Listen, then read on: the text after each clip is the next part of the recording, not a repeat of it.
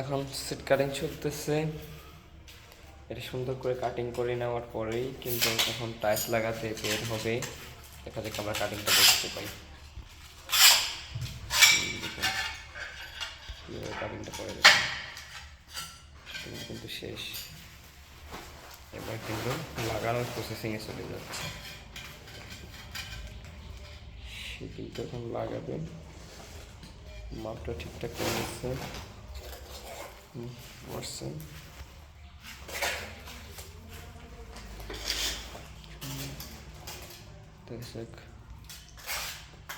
এবার লাগানোর প্রসেসিং চলতেছে।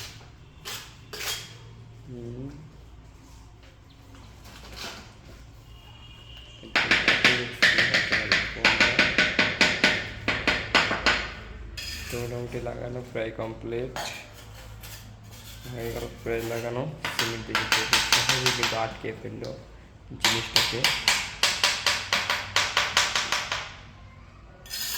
চেক দিচ্ছি সব সাইড ঠিক আছে কিনা।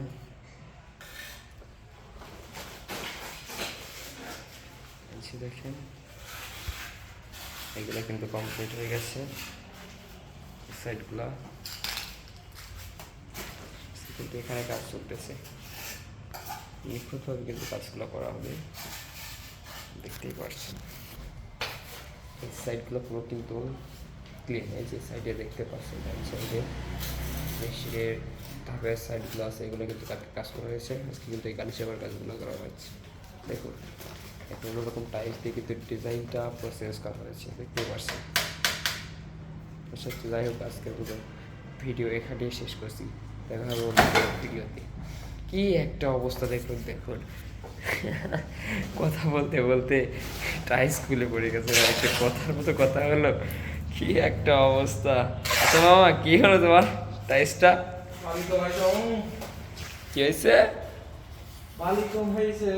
যার কারণে টাইসটা উল্টে গেল।